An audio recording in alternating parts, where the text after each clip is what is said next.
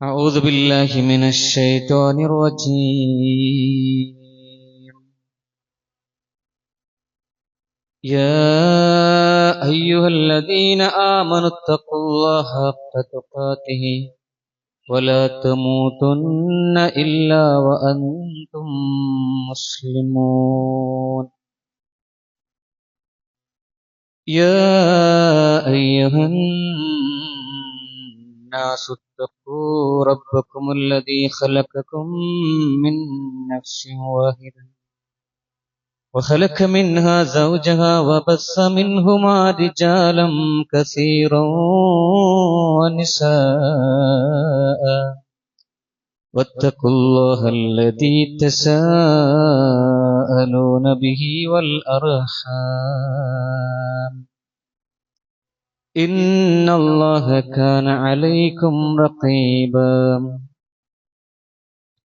يا أيها الذين آمنوا اتقوا الله وقولوا قولا سديدا يصلح لكم أعمالكم ويغفر لكم ذنوبكم ومن يطع الله ورسوله فقد فاز فوزا عظيما.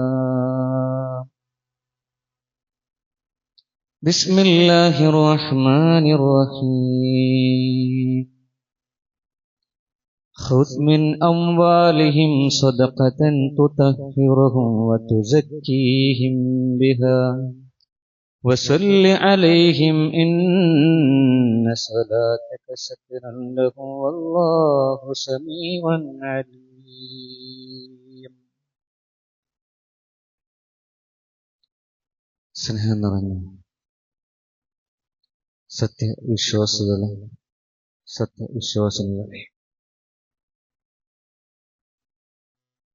പരമകാരുണ്യകനും കരുണാനിധിയുമായ അല്ലാഹു സുബ്ഹാനഹു വ തആലയുടെ വിധികളും വിലക്കുകളും ജീവിതത്തിന്റെ എല്ലാ മേഖലകളിലും, പ്രത്യേകിച്ചും നമ്മുടെ രഹസ്യമായ നമ്മുടെ ജീവിതത്തിൽ കഴിവിന്റെ പരമാവധി കാത്തു സൂക്ഷിച്ച് ജീവിക്കണമേ എന്ന് എന്നോടെന്ന പോലെ തന്നെ നിങ്ങൾ ഓരോരുത്തരെയും ആദ്യമേ ഉണർത്തുന്നു, വസിയ്യത്ത് ചെയ്യുന്നു. സഹോദരന്മാരെ, നമ്മൾ ജീവിക്കുന്നത് ഒരു വിചിത്രമായ ലോകത്താണ്.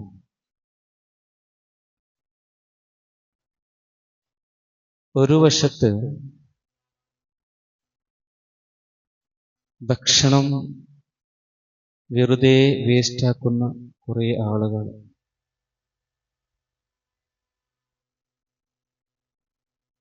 മറ്റൊരു വശത്ത് ഒരു നേരത്തിന് ഭക്ഷണത്തിന് വേണ്ടിയിട്ട് പ്രയാസപ്പെടുന്ന ആളുകൾ. ഒരു വശത്ത് വിവാഹ പാർട്ടികളിൽ അവർ തെളിയിക്കുന്ന വെളിച്ചം ആകാശത്തെ തെളിയിക്കുന്നു. അത്രത്തോളം പ്രകാശപൂരിതമായിട്ട് ആർഭാടത്തോടുകൂടി അലങ്കാരത്തോടുകൂടി വിവാഹം നടത്തുന്ന ആളുകൾ. മറ്റൊരു ഭാഗത്ത് വീട്ടിൽ തെളിച്ച വെളിച്ചത്തിന്റെ ബില്ലടക്കാൻ, വൈദ്യുതി ബില്ലടക്കാൻ പ്രയാസപ്പെടുന്ന കുറെ ആളുകൾ. ഇങ്ങനെ എണ്ണുകയാണെങ്കിൽ വിചിത്രമായിട്ടുള്ള, ഒത്തുചേരാൻ പ്രയാസമുള്ള ഒരു ലോകത്താണ് നമ്മൾ ജീവിക്കുന്നത്. ഇവിടെയാണ് ഇസ്ലാം മുന്നോട്ട് വെക്കുന്ന സക്കാത്തിന്റെ പ്രശസ്തി. റസൂലുള്ളാഹി സ്വല്ലല്ലാഹു അലൈഹി വസല്ലം പറഞ്ഞു, ബുനിയൽ ഇസ്ലാം, ഇസ്ലാം എന്ന മതം സ്ഥാപിതമായത് അലാ ഖംസ്, 5 എണ്ണത്തിന്റെ മേലെയാണ്. 5 എണ്ണം പൂർത്തിയാകുമ്പോഴാണ് ഇസ്ലാം പൂർത്തിയാകുന്നത്. 5 പൂർത്തിയാക്കുമ്പോഴാണ് ഒരു മുസ്ലിമിന്റെ ഇസ്ലാമിന്റെ മതം പൂർണ്ണമാകുന്നത്. റസൂൽ സല്ലല്ലാഹു അലൈഹി വസല്ലം ഓരോന്നെന്ന് ഷഹാദത്തുൻ ബില്ലാഹ്, അസ്സലാത്ത് രണ്ടാമത്തെ നമസ്കാരം, മൂന്നാമത് ആ ഇസ്ലാമിന്റെ ഘടകം പറഞ്ഞു അസ്സക്കാത്ത്, സക്കാത്താണ്. നാലാമത് എണ്ണി അസ്സൗം, നമ്മൾ നോറ്റിട്ടുള്ള നോമ്പ്. പിന്നെ ഹജ്ജ്, കഴിയുന്ന ആളുകൾ ഹജ്ജ് ചെയ്യും. ഈ 5 സ്തംഭങ്ങളിൽ സ്ഥാപിതമാണ് ഇസ്ലാം എന്ന പരിശുദ്ധ ദീൻ. ഈ ദീനിന്റെ സ്തംഭങ്ങളിൽ ഏതെങ്കിലും ഒന്നിന് ബലക്ഷയം സംഭവിച്ചാൽ അവന്റെ ദീനിനും അത് ബലക്ഷയമാണ്. അത്രത്തോളം പ്രാധാന്യമുള്ള ഒരു ഘടകമാണ് ഇസ്ലാമിലെ സക്കാത്ത് എന്ന സമ്പ്രദായം. സൂറത്തു തൗബയിലെ 103-ാമത്തെ വചനത്തില് അല്ലാഹു സുബ്ഹാനഹു വ തആല അത് വളരെ കൃത്യമായി വ്യക്തമായിട്ട് പറയുന്നുണ്ട്. ഖുദ് മിൻ അംവാലിഹിം സദഖതൻ തുതഹിറുഹും വതുസക്കീഹിം ബിഹാ. ഖുദ്, പ്രവാചകരെ, താങ്കൾ വാങ്ങുക, അവരിൽ നിന്ന് താങ്കൾ വാങ്ങുക, മിൻ അംവാലിഹിം, അവരുടെ സമ്പത്തിൽ നിന്ന് സ്വീകരിക്കുക, വാങ്ങണം. സദഖതൻ, നിർബന്ധദാനം, സക്കാത്ത്. തുതഹിറുഹും, അവരുടെ ഹൃദയങ്ങൾ അത് ശുദ്ധീകരിക്കാനുള്ളതാണ്. വതുസക്കീഹിം, അവരെ സംസ്കരിച്ചെടുക്കാൻ വേണ്ടിയിട്ടാണ്, വളർച്ചയ്ക്ക് വേണ്ടിയിട്ടാണ്. ബിഹ, അതുമൂലം. സക്കാത്ത് എന്നുള്ളത് ധനികരിൽ നിന്ന് അത് സ്വീകരിച്ച് ആ നാട്ടിലുള്ള പ്രയാസപ്പെടുന്ന ആളുകളിലേക്ക് എത്തിക്കുക എന്ന സമ്പ്രദായമാണ്. സമ്പത്തിന്റെ ഒരു ഓഹരി നിശ്ചിത ശതമാനം എത്തിക്കുക എന്നുള്ളതാണ് സക്കാത്ത് എന്ന പ്രക്രിയ. മഹാനായ റസൂലുള്ളാഹി സ്വല്ലല്ലാഹു അലൈഹി വസല്ലമയുടെ കാലഘട്ടത്തിൽ ഇത് വളരെ കൃത്യമായിട്ട് നടന്നു. റസൂൽ സല്ലല്ലാഹു അലൈഹി വസല്ലം പ്രത്യേകം ആളുകളെ അതിന് സജ്ജീകരിച്ചു. ആ ആളുകള് സമ്പന്നരുടെ അടുക്കൽ പോയി അവരുടെ സമ്പത്തിന്റെ വരുമാനത്തിന്റെ തോത് നിശ്ചയിച്ച് അതിന്റെ ശതമാനം കണക്കാക്കി അതിന്റെ ഭാഗം, സക്കാത്തിന്റെ വിഹിതം റസൂൽ സല്ലല്ലാഹു അലൈഹി വസല്ലമയുടെ ബൈത്തുൽ മാലിലേക്ക് അവർ കൊണ്ടുവന്നു. അവർ അതങ്ങനെ തന്നെ ചെയ്തു. ഇസ്ലാം ദീൻ എവിടെയൊക്കെ എത്തുന്നുണ്ടോ അവിടെയൊക്കെ ഈ സമ്പ്രദായം തുടർന്നു പോകുന്നു. മഹാനായ റസൂലുള്ളാഹി സ്വല്ലല്ലാഹു അലൈഹി വസല്ലമ യമനിലേക്ക് മഹാനായ മുആദ് ഇബ്നു ജബൽ റളിയല്ലാഹു അൻഹുവിനെയും അബൂ മൂസൽ അശ്അരി റളിയല്ലാഹു അൻഹുവിനെയും സക്കാത്ത് പിരിച്ചെടുക്കാൻ നിയോഗിക്കുന്നുണ്ട്. ചരിത്രത്തിൽ കാണാം, മുആദ് ഇബ്നു ജബൽ റളിയല്ലാഹുവിനെ റസൂൽ സല്ലല്ലാഹു അലൈഹി വസല്ലമ നിയോഗിക്കുക അബൂ മൂസൽ അശ്അരിയെ യമനിലേക്ക് അവരെ പറഞ്ഞയക്കുന്ന സമയത്ത് വ്യക്തമായ നിർദ്ദേശങ്ങൾ റസൂൽ സല്ലല്ലാഹു അലൈഹി വസല്ലമ അവർക്ക് കൊടുക്കുന്നുണ്ട്. മുആദ്, നിങ്ങൾ അവരോട് പറയണം എന്ത്? ഷഹാദത്ത്. ഷഹാദത്തിനെ കുറിച്ച് അവർക്ക് പരിചയപ്പെടുത്തി കൊടുക്കണം. ഷഹാദത്ത് അംഗീകരിച്ചു കഴിഞ്ഞാൽ, മുസ്ലിമായി കഴിഞ്ഞാൽ, ഷഹാദത്ത് ചൊല്ലി കഴിഞ്ഞാൽ പിന്നെ അവരോട് കൽപ്പിക്കണം 5 നേരത്തെ നമസ്കാരം. നമസ്കരിക്കുകയും അവർ ചെയ്തു കഴിഞ്ഞാൽ, ആ ഷഹാദത്തും നമസ്കാരവും അവർക്കായി കഴിഞ്ഞാൽ ഫഅലിംഹും, പിന്നെ നിങ്ങൾ അവരോട് പറയേണ്ടത് ഇന്നല്ലാഹ ഇഫ്തറല അലൈഹിം സദഖതൻ ഫീ അംവാലിഹിം, അവരുടെ സമ്പത്തിൽ നിന്ന് നിശ്ചിത ശതമാനം ഓഹരി, നിർബന്ധ സക്കാത്ത്, അത് സ്വീകരിക്കുവാൻ, അത് നൽകുവാൻ അവരോടെന്ത് ചെയ്യണം? കൽപ്പിക്കണം. തുഖദു മിൻ അഗ്നിയാഹിം തുറദ്ദു ഇലാ ഫുഖറാഹിം, ആ യമനിലെ ധനികരിൽ നിന്ന് നിങ്ങൾ ആ സമ്പത്ത് സ്വീകരിക്കുകയും സക്കാത്ത് സ്വീകരിക്കുകയും എന്നിട്ട് അവിടെയുള്ള പാവങ്ങൾക്ക് അത് വിതരണം ചെയ്യുകയും ചെയ്യണം. ഇതാണ് റസൂൽ സല്ലല്ലാഹു അലൈഹി വസല്ലമ യമനിലേക്ക് നിയോഗിച്ച മുആദ് ഇബ്നു ജബൽ റളിയല്ലാഹുവിനോട് റസൂൽ സല്ലല്ലാഹു അലൈഹി വസല്ലമ കൽപ്പിക്കുന്നു. നോക്കൂ, നിസ്കാരം അത് കഴിഞ്ഞാൽ പിന്നെ സക്കാത്താണ്. എത്രയോ പ്രാവശ്യം സക്കാത്തിന്റെ കൂടെ തന്നെ, നിസ്കാരത്തിന്റെ കൂടെ തന്നെ സക്കാത്തിനെ അല്ലാഹു സുബ്ഹാനഹു വ തആല എണ്ണിയതായിട്ട് നമുക്ക് കാണാൻ സാധിക്കും. യുഖീമൂന സ്വലാത്ത വയുഅ്തൂന സക്കാത്ത, സത്യവിശ്വാസികൾ ആരാണ്? മുറപ്രകാരം അവർ നമസ്കരിക്കുന്ന ആളുകളാണ്. അതേപോലെ തന്നെ കൃത്യമായിട്ട് അവർ സക്കാത്ത് കൊടുക്കുകയും ചെയ്യുന്ന ആളുകളാണ്. ഖുർആൻ പരിശോധിച്ചാൽ 10-30ഓളം സ്ഥലങ്ങളിൽ ഈ നിസ്കാരത്തിന്റെ കൂടെ തന്നെ സക്കാത്ത് എണ്ണിയിട്ടുണ്ട്. അങ്ങനെ തന്നെയാ പറഞ്ഞത്. സക്കാത്ത് കൊടുക്കാത്തവൻ മുസ്ലിം അല്ല. സക്കാത്ത് കൊടുക്കാത്തവൻ ഇസ്ലാമിൽ നിന്ന് എന്താണ്? പുറത്താണ്. ഇസ്ലാമിൽ നിന്ന് പുറത്താണ്. മഹാനായ അബൂബക്കർ സിദ്ദീഖ് റളിയല്ലാഹുവിന്റെ കാലഘട്ടത്തിൽ റസൂൽ സല്ലല്ലാഹു അലൈഹി വസല്ലമയുടെ വഫാത്തിന് ശേഷം മഹാനായ അബൂബക്കർ സിദ്ദീഖ് റളിയല്ലാഹു അൻഹു ഖലീഫയായിരിക്കുന്ന കാലഘട്ടത്തിൽ കപടവിശ്വാസികളായിട്ടുള്ള ആളുകൾ, മുനാഫികളായിട്ടുള്ള ആളുകള് അവർ പറഞ്ഞു, സക്കാത്ത് പിരിച്ചെടുക്കാൻ പ്രവാചകനോടാണ് അല്ലാഹു സുബ്ഹാനഹു വ തആല കൽപ്പിച്ചത്. പ്രവാചകൻ മരണപ്പെട്ടു, ഇനി എന്ത് ചെയ്യണ്ട? ഇനി ഞങ്ങൾ സക്കാത്ത് നൽകുകയില്ല. മദീനയിലെ മുനാഫികൾ പ്രഖ്യാപിച്ചു. മഹാനായ അബൂബക്കർ സിദ്ദീഖ് റളിയല്ലാഹു അൻഹു ശക്തമായി അവരെ നേരിട്ടു. എന്താ അബൂബക്കർ സിദ്ദീഖ് റളിയല്ലാഹു അൻഹു പറഞ്ഞത്? വല്ലാഹി, അല്ലാഹുവാണ് സത്യം, ലഉഖാതിലുന്ന മിൻ ഫർഖി ബൈന സ്വലാത്തി വസ്സക്കാത്ത്, അല്ലാഹുവാണ് സത്യം, നമസ്കാരത്തെയും സക്കാത്തിന്റെയും മാറ്റിത്തിരിച്ച സക്കാത്തിന്റെയും ഇടയിൽ വിള്ളലുകൾ സൃഷ്ടിച്ച ഈ ആളുകളോട് ഞാൻ യുദ്ധം ചെയ്യുക തന്നെ ചെയ്യും. ഫഇന്ന സക്കാത്ത് ഹഖുൽ മാൽ, സക്കാത്ത് എന്നത് മാലിന്റെ സമ്പത്തിന്റെ ഹക്കാണ്. ലൗ മനഊനി അനാകൻ, ആരെങ്കിലും സക്കാത്ത് നിർബന്ധമാകുന്ന ഒരു മൃഗത്തിന്റെ കയറങ്ങാനും അവർ പിടിച്ചു വെക്കുകയാണെങ്കിൽ തീർച്ചയായിട്ടും അത് റസൂൽ സല്ലല്ലാഹു അലൈഹി വസല്ലമയുടെ കാലഘട്ടത്തിൽ അവർ നൽകുകയും ഇപ്പോ അവർ പിടിച്ചു വെക്കുകയും ചെയ്യുകയാണെങ്കിൽ ലഖാതൽതുഹും അലാ മനഅഹ, അവർ തടഞ്ഞതിന്റെ പേരിൽ ഞാൻ അവരോട് യുദ്ധം ചെയ്യുക തന്നെ ചെയ്യും എന്ന് അബൂബക്കർ സിദ്ദീഖ് റളിയല്ലാഹു അൻഹു അവിടെ പ്രഖ്യാപിക്കുകയാണ്. ഇത്ര ഗൗരവപ്പെട്ടതാണ്.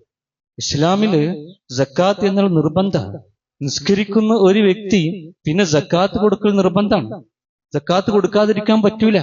ഇസ്ലാമിക ലോകത്ത് അവരോട് യുദ്ധം വരെ ചെയ്യുക എന്നുള്ള, ഇസ്ലാമിക ലോകത്ത്, ഇസ്ലാമിക രാജ്യത്ത് അവരോട് യുദ്ധം തന്നെ ചെയ്യാമെന്നുള്ളതാണ്.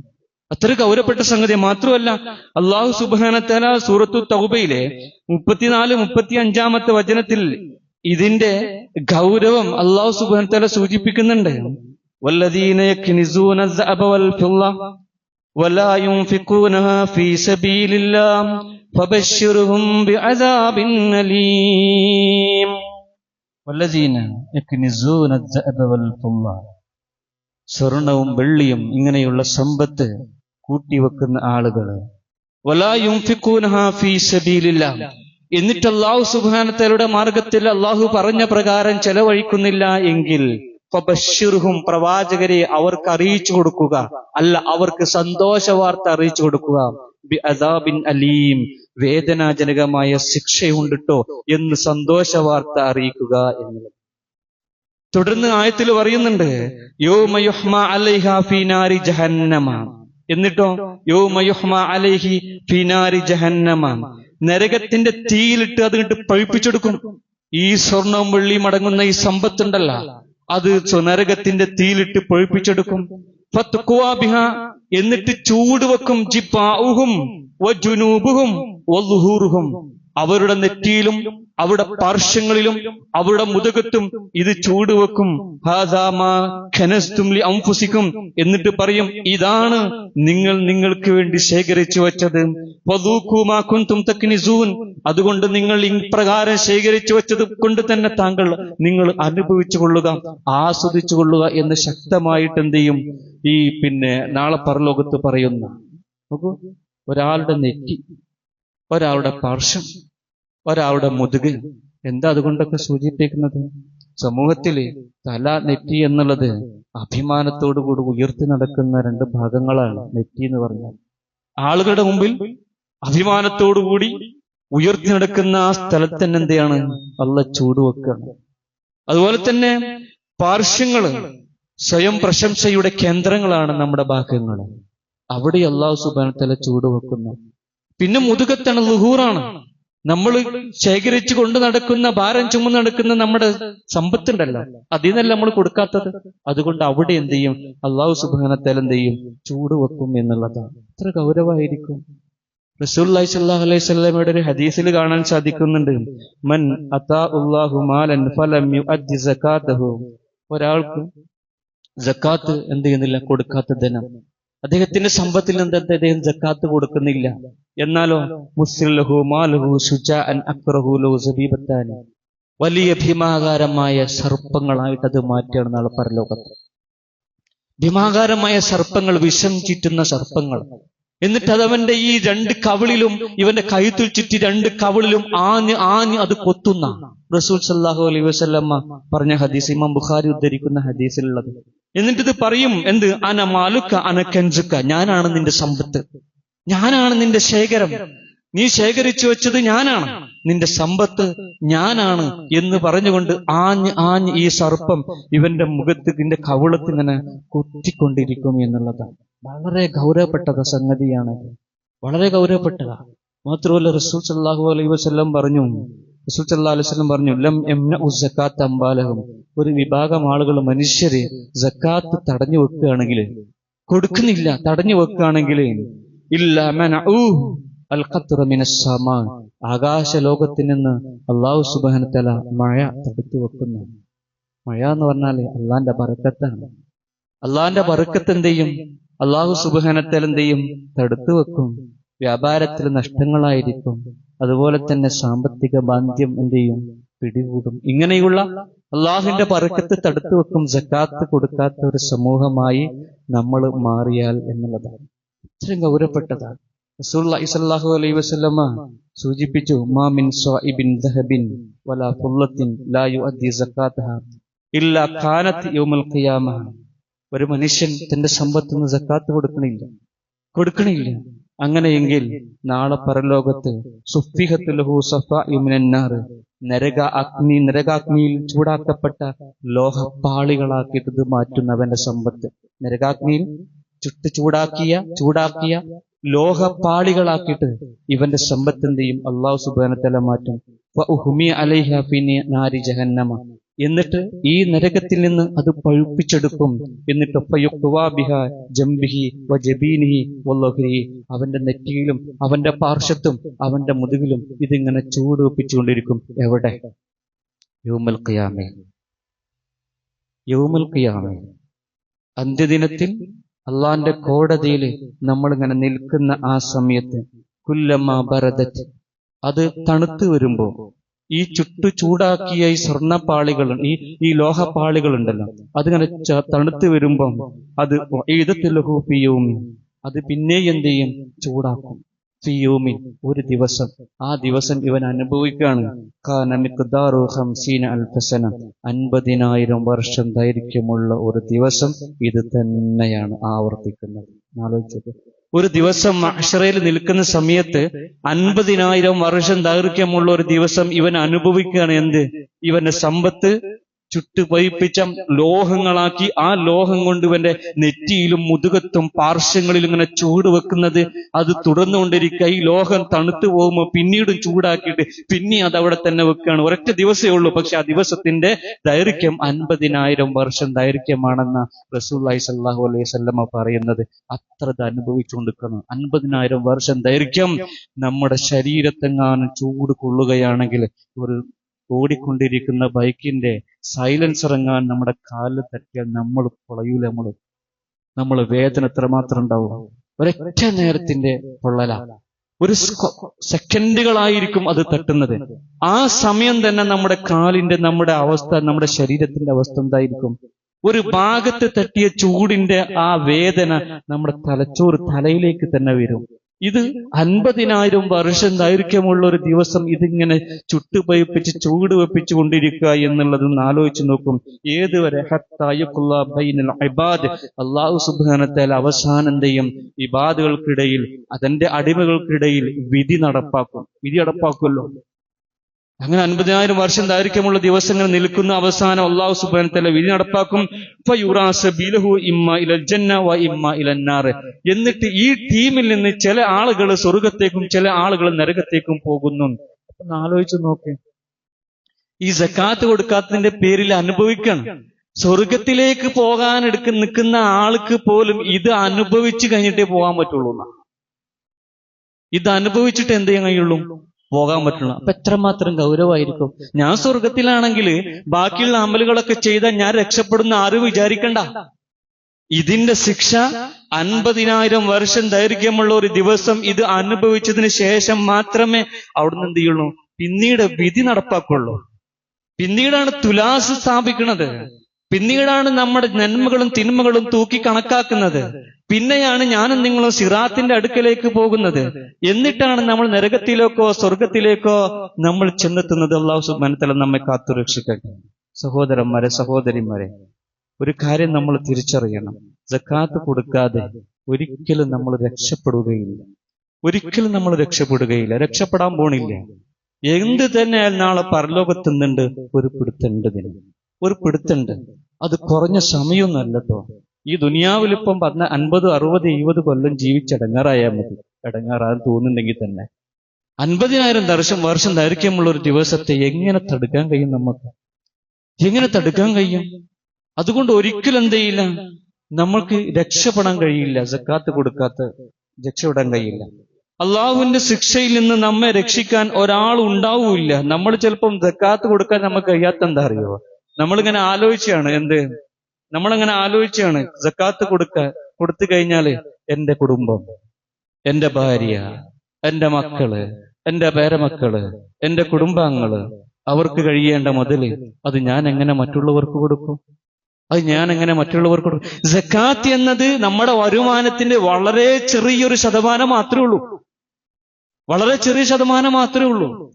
അത് നമ്മുടെ മുതലല്ല, നമ്മുടെ ഭാര്യന്റെ മുതലല്ല, നമ്മുടെ മക്കളെ മുതലല്ല, നമ്മുടെ മക്കൾക്ക്, നമ്മുടെ പേരമക്കളെ മുതലല്ല. മറിച്ച് ആരുടെ മുതലാ? അത് ഈ നാട്ടിലെ പാവപ്പെട്ടവന്റെ മുതലാ. പടച്ചോൻ തന്നത് നമ്മുടെ കീശയിലാന്നേ ഉള്ളൂ. പടച്ചോൻ തന്നത് നമ്മുടെ കീശയിലാന്നുള്ളൂ. അത് നമ്മൾ പരീക്ഷിക്കാൻ വേണ്ടിയിട്ടാ. കാരണം ധനം എന്നത്, സമ്പത്ത് എന്നത് അള്ളാഹുവിന്റെ ഔദാര്യമാണ്, അള്ളാഹിന്റെ ഫളലാണ്. അത് അള്ളാഹ് ഇങ്ങനെ വാരിക്കോരി കൊടുക്കും. അത് അള്ളാഹ് ഉദ്ദേശിക്കുന്ന ആളുകൾക്കൊക്കെ കൊടുക്കും. അത് നമ്മൾ എത്ര വിചാരിച്ചിട്ടും കാര്യമില്ല. അള്ളാഹ് കൊടുക്കണതാ.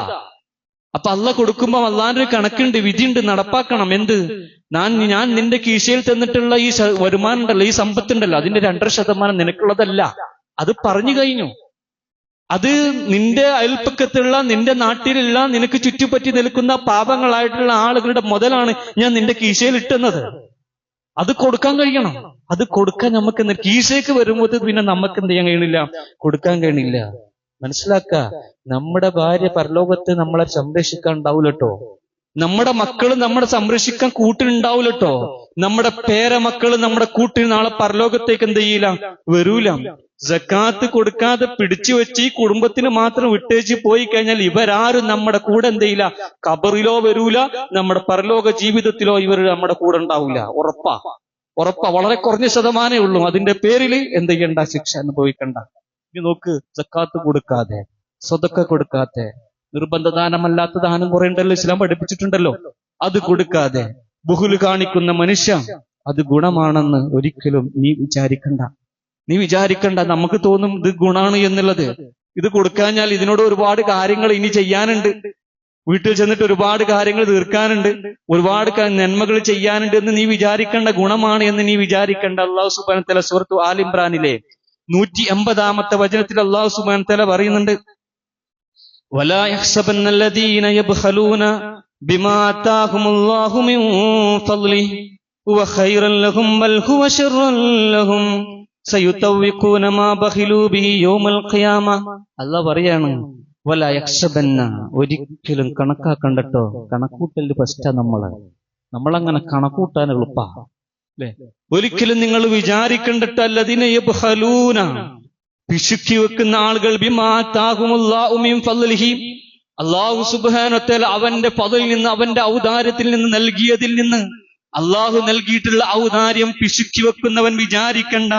വ ഖൈറുൽ ലഹും, അവന് ജീവിതത്തിൽ അത് ഗുണമാണ് എന്നുള്ളത്, അവന്റെ കുടുംബത്തിന് ഗുണമാണ് എന്നുള്ളത്, അവന്റെ മക്കൾക്ക് ഗുണമാണ് എന്നുള്ളത്, അവന്റെ പേരമക്കൾക്ക് അത് ഗുണമായിരിക്കും എന്നുള്ളത്, അവന്റെ കുടുംബ ജീവിതത്തിൽ അത് നല്ലതായിരിക്കുമെന്ന് ഒരാളും വിചാരിക്കണ്ട. ബൽ ഹുവ ശർറുൽ ലഹും, മറിച്ച് അവർക്ക് ദോഷമായിരിക്കും. അത് താങ്കൾക്ക് ദോഷമായിരിക്കും, താങ്കളുടെ കുടുംബത്തിന് ദോഷമായിരിക്കും, താങ്കളുടെ മക്കൾക്ക് ദോഷമായിരിക്കും, ഒക്കെ ദോഷമായിരിക്കും. അല്ലാഹ് പറയാണ്, ഇത് ഞാൻ പറഞ്ഞതല്ല, അള്ളാഹ് പറയാ ദോഷമായിരിക്കും എന്നുള്ളതാണ്. ഒരിക്കലും പിശുക്കി വെച്ചത് ഗുണാണ് എന്നെന്ത് ചെയ്യണ്ട, വിചാരിക്കേണ്ട. അതൊക്കെ നാളെ പരലോകത്ത് പിശുക്കി വെച്ചത് ഖണ്ഡാഭരണമായിട്ട് എന്ത് ചെയ്യും, അത് അണിയിക്കപ്പെടും എന്നുള്ളത് പരലോകത്ത് യൗമുൽ ഖിയാമ. നോക്കൂ, വളരെ കുറഞ്ഞ ശതമാനമേ ഉള്ളൂ കേട്ടോ സക്കാത്തിൻ്റെത്. നമ്മുടെ വരുമാനത്തിന്റെ 2.5% കുറഞ്ഞ ശതമാനമേ ഉള്ളൂ. 1,00,000 രൂപയിൽ 2,500 രൂപയേ ഉള്ളൂ സക്കാത്ത് കൊടുത്താൽ. ബാക്കിയുള്ളതൊക്കെ എന്ത് ചെയ്ത് ഹലാലായി.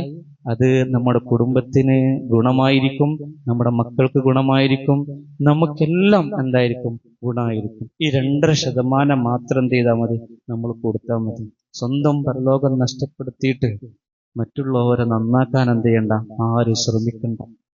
നമ്മുടെ സ്വന്തം പരലോകം, നമ്മുടെ ഖബർ ജീവിതം, നമ്മുടെ പരലോകം ഇത് നഷ്ടപ്പെടുത്തിക്കൊണ്ട് നമ്മുടെ കുടുംബത്തെ നന്നാക്കിയിട്ട് ഒരു കാര്യമില്ല. മറ്റുള്ളവരെ സന്തോഷപ്പെടുത്തിയിട്ട് ഒരു കാര്യമില്ല. മക്കളുടെ സന്തോഷം കൺകുളിർക്കെ കണ്ടതുകൊണ്ട് യാതൊരു കാര്യമില്ല. സ്വന്തം ജീവിതം നഷ്ടപ്പെടുത്തിക്കൊണ്ട്, സ്വന്തം പരലോകം നഷ്ടപ്പെടുത്തിക്കൊണ്ട്. അതുകൊണ്ട് ഈ ഒരു വിഷയത്തിൽ നമ്മൾ ജാഗ്രത പാലിക്കുക, ഗൗരവത്തിലെടുക്കുക.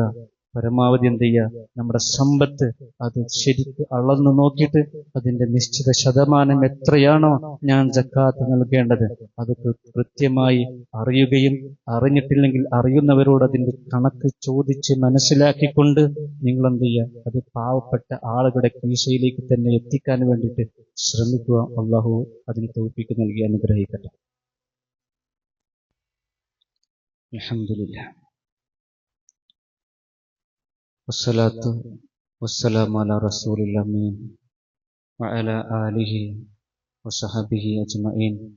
അമ്മാ ബഅദ് ഫത്തഖുല്ലാഹ ഇബാദല്ലാഹ്. അല്ലാഹു സുബ്ഹാനഹു വ തആലയെ സൂക്ഷിച്ച് അവന്റെ വിധിവിലക്കുകൾ പാലിച്ചുകൊണ്ട് ജീവിക്കണമേ എന്ന് ഒരിക്കൽ കൂടി ഉണർത്തുന്നു, വസിയത്ത് ചെയ്യുന്നു. സഹോദരന്മാർ, ഇസ്ലാമിലെ സക്കാത്തിനെ കുറിച്ച് വളരെ വ്യക്തമായും സ്പഷ്ടമായും പ്രതിപാദിക്കുന്നുണ്ട്. ഒരുപാട് ആയത്തുകളും ഒരുപാട് തിരുവചനങ്ങളിലൂടെയും അത് വളരെ കൃത്യമായി നമുക്ക് ഇസ്ലാം പഠിപ്പിച്ചിരുന്നുണ്ട്.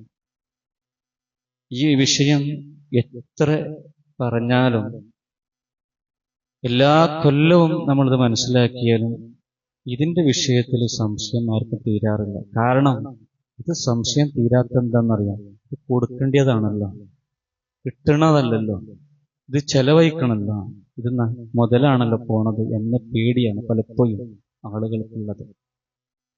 ഒരു പിശാചി പിടികൂടുകയാണ്. അതുകൊണ്ടാണ് ഇത്രയധികം എന്ത് ചെയ്യുന്ന സംശയങ്ങൾ നമ്മുടെ മുമ്പിൽ എന്ത് ചെയ്യുന്നത് നിൽക്കുന്നത്. സക്കാത്ത് കൊടുക്കുന്ന വിഷയത്തിൽ അല്പം കൂടിപ്പോയി ഇറച്ചൊന്നും പ്രശ്നമാക്കണ്ട.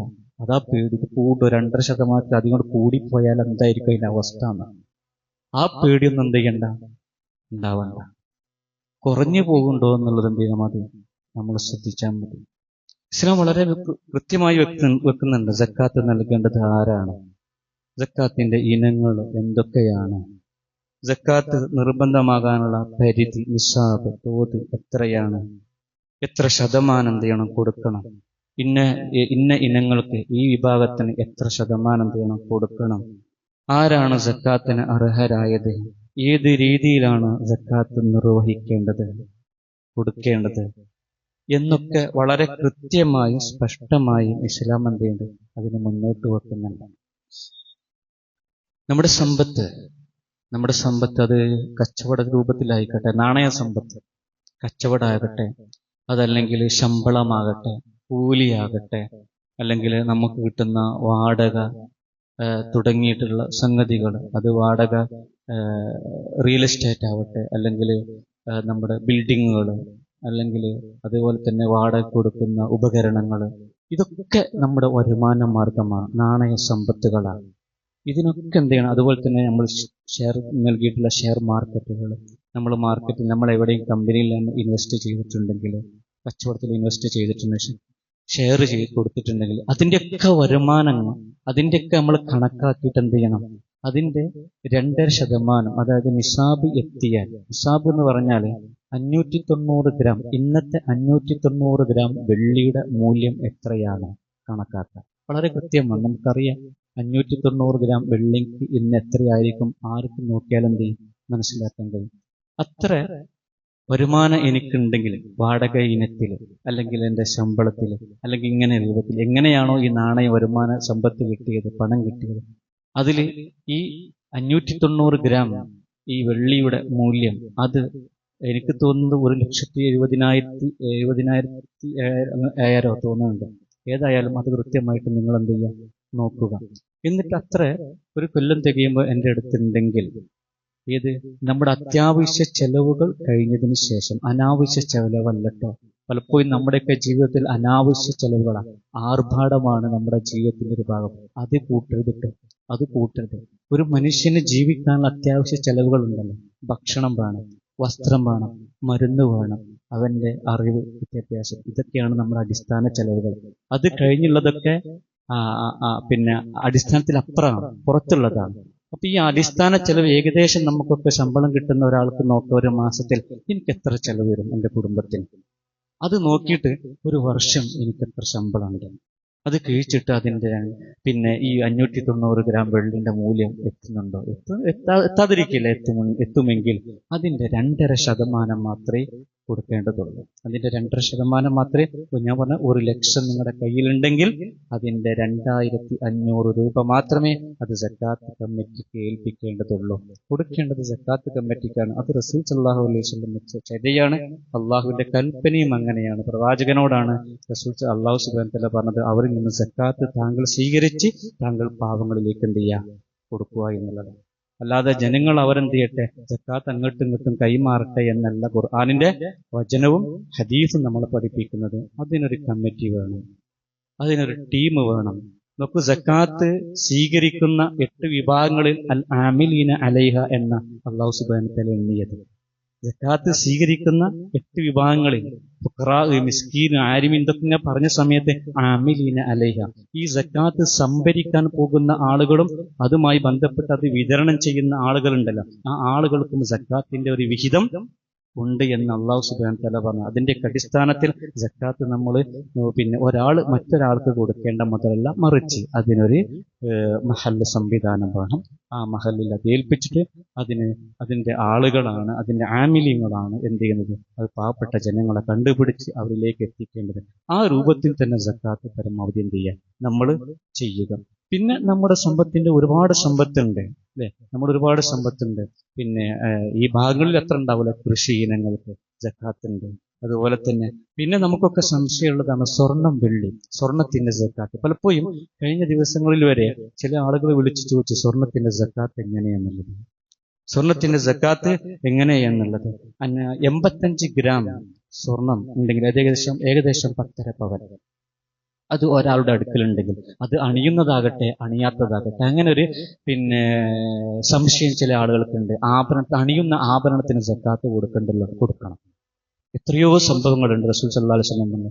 റസൂൽ സല്ലല്ലാഹു അലൈഹി വസല്ലമയുടെ സന്നിധിയിലേക്ക് വന്ന സ്ത്രീകൾ ചില പിന്നെ ആളുകളോട് റസൂൽ സല്ലല്ലാഹു അലൈഹി വസല്ലം ചോദിച്ചിട്ടുണ്ട്, ഈ അണിഞ്ഞ ആഭരണത്തിന് സക്കാത്ത് കൊടുത്തിട്ടുണ്ടോ, ഇത് കൊടുത്തിട്ടുണ്ടോ?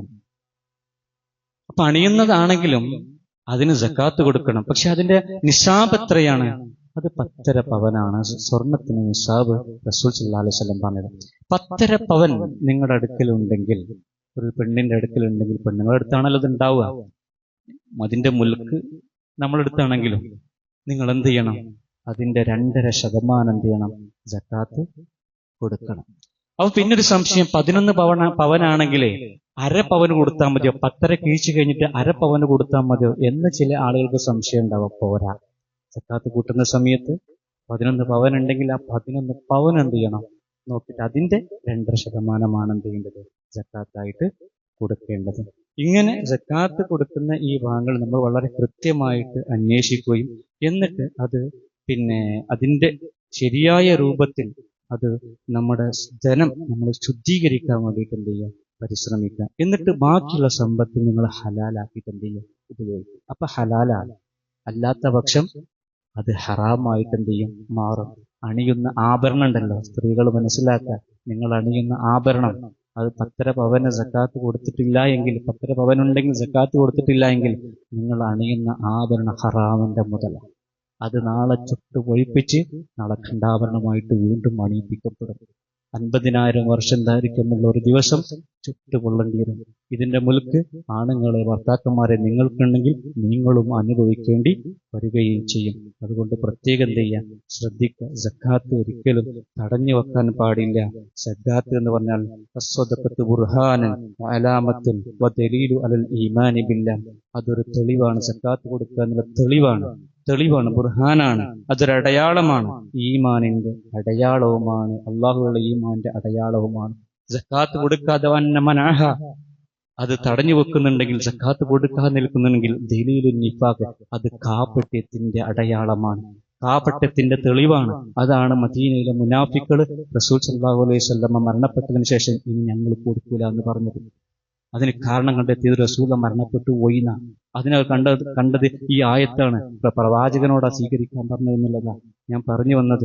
സക്കാത്ത് കൊടുക്കാതെ തടഞ്ഞു വെക്കുന്നത് അത് നിഫാഖിന്റെ അടയാളമാണ്. ഒരിക്കലും മുനാഫിക്കായി നമ്മൾ പോകരുത്. അള്ളാഹു നമ്മെ കാത്തു രക്ഷിക്കട്ടെ.